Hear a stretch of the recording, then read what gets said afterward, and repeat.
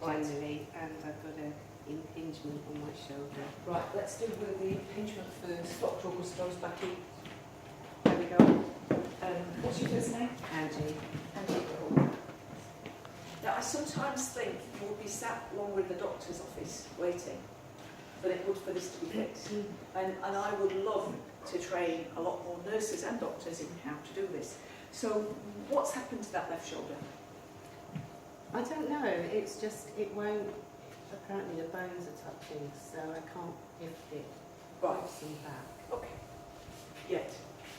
Yes. Cool. All right.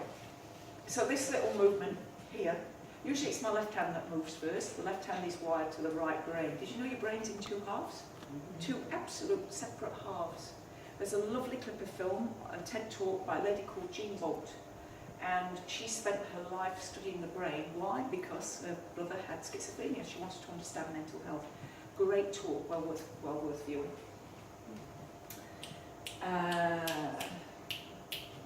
Have you all come across TED Talks generally? TED Talks are brilliant. I bet them watching telly. And TED Talks X as well.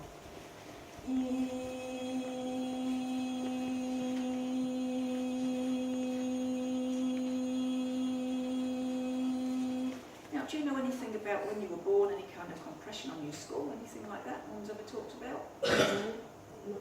No, said it. No. And that may have been something that's never been picked up. Okay, so the first thing they're doing is they're working on your head.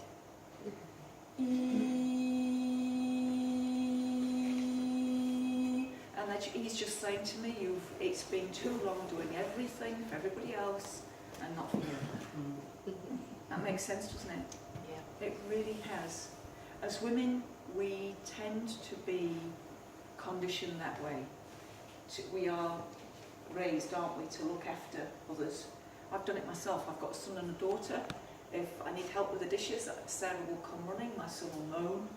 So what happens? I tend to ask Sarah, and then Sarah gets resentful because, understandably, because the brother's not doing his share. But I'd rather have a willing worker than a grumpy one. Better not film this one then, because if he watches this, he'll not be too happy. No, the chances of him watching it are zero. Liam, if you're watching this, I'm really sorry, I don't mean any of that.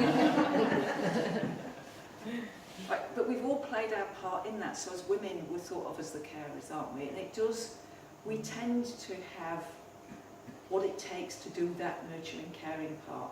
But we don't want to do it the whole of our adult lives, do we? No, and it's nice when somebody looks after us. And one of the things that can happen is your subconscious can want somebody to look after you, and the only way of doing it is to get sick so that somebody notices that you need something too. And I'm not saying that's what's happened in this situation, I'm just saying that that is one of the things that can happen. In my experience, every situation with fibro is different, so you'll see lots of different ones.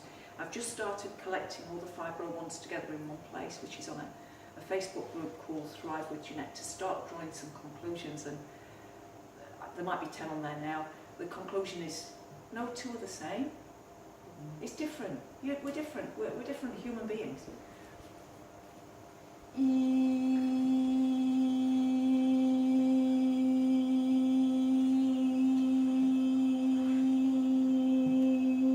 So he's worked on the head, he's come down into the neck. Now he's starting to move into the shoulder. As I went into the neck, I heard the word clear. So I'm just going to get you to try moving that arm, see how it feels. Still stiff. You can feel both my shoulders being pushed down. You can feel them both being pushed down. Yeah, cool.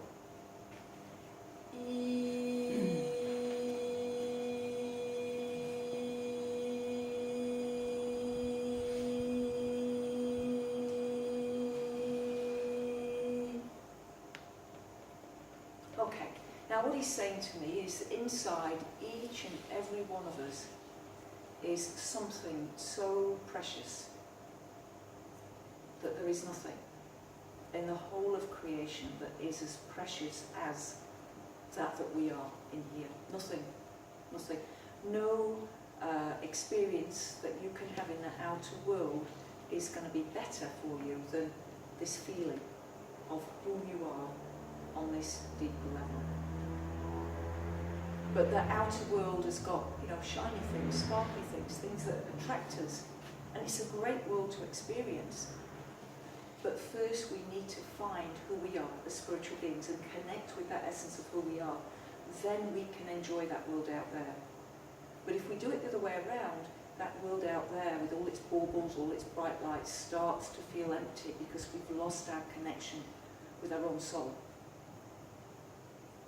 And so just take a moment just to bring your awareness into the very center of your chest, deep in the center of your chest, into your heart center, and just make a decision to connect with you, to listen to you. And that's all we need to do, is take our awareness inside and just notice how we feel. And so the spiritual journey is one of not being distracted by that world out there. It's an amazing world. I'm very grateful to be here in physical form. But the most precious thing is my spirituality. It's who I am as a spiritual being. As a spiritual being, I'm connected to you. We're all connected to each other. And we really start to understand what was taught in the Bible.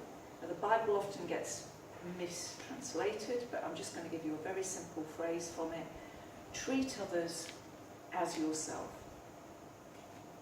So I tend not to bring religion into what I'm doing, but on this occasion I'm being given a teaching from Jesus, which is treat others as yourself. Now, most people play around with those words and change it to treat others as you would like to be treated yourself. That's not what he taught. He taught treat others as yourself. There is one self. We're all connected on that soul level. The soul is one. There's one soul having an experience through each of us here. You're seeing the other aspects of your own soul reflected back to you through the eyes and the faces of other people here. Once you really, really, really get that, you will treat everybody as yourself. Yeah. Right, let's try that shoulder out again. Let's see how that's doing. Yeah, do it. Yeah, it picked us a little bit easier. Yeah, yeah. Yeah. Cool, awesome. Give her a round of applause.